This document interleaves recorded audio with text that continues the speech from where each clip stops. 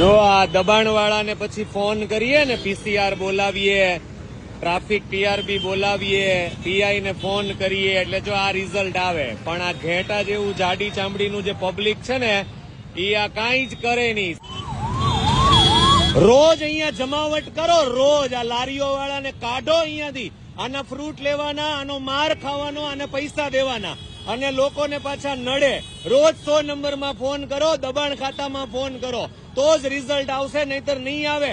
ઘરે આવીને મારશે આ લોકો, યાદ રાખજો તમે, ઘરે આવીને મારશે આ લોકો. 365 દિવસ અહીંયા ઉભા રહી છે આ લારી વાળા, કોઈ બોલતું નથી, એટલા માટે આ સ્થિતિ થાય છે, આ ટ્રાફિક થાય છે.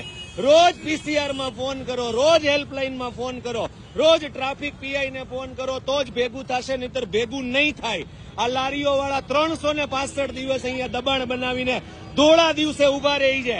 તમે બેંકમાં જાઓ કઈ મહત્વના કામથી તો તમારી ગાડી ઉપાડી જાય છે.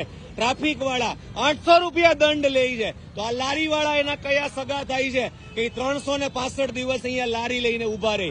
આ બિલકુલ નો ચલાવી લેવામાં આવે, બિલકુલ એટલે બિલકુલ નહીં.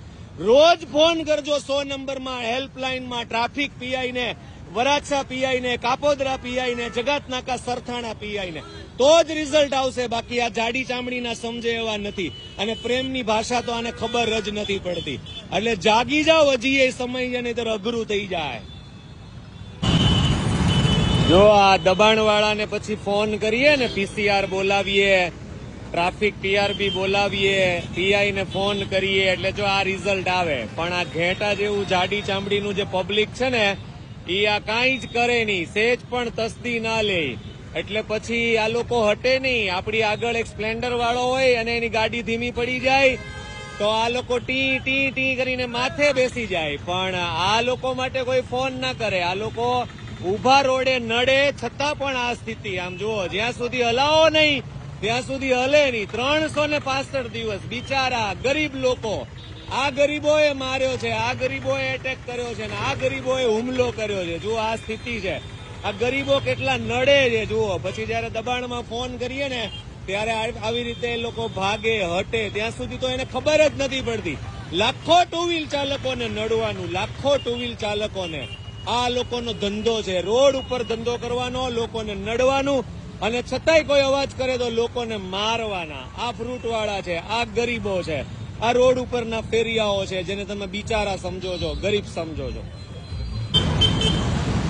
આ એ જ ફ્રૂટની લારીઓ વાળા છે કે જેને આપણે જયારે હટાવીએ છીએ આ વરાછા મેઇન રોડ ઉપરથી તો એમને ગમતું નથી. આમાંના જ 4 જણાએ મારા ઉપર એટેક કર્યો છે અને જીવલેણ હુમલો કર્યો છે. અને આ લોકો રોડ ઉપર રસ્તા રોકીને ઉભા રહી, અહીંયા ફ્રૂટ લેવા માટે 4 વ્હીલરો ઉભી રહી, અને આપણી ગાડી પટ્ટાની અંદર પડી હોય ને તો પણ 6 સેકન્ડમાં આ લોકો આવીને ઉચકી જાય, અને આપણે 800 થી 1000 રૂપિયા દંડ ભરવાનો.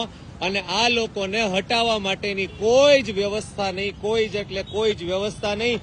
વરાછા મેઇન રોડ ઉપર ઉભા રહે, કોઈ સર્વિસ રોડ નહીં. સર્વિસ રોડ અંદરની સાઈડ છે, ગ્રીલની પેલી બાજુ.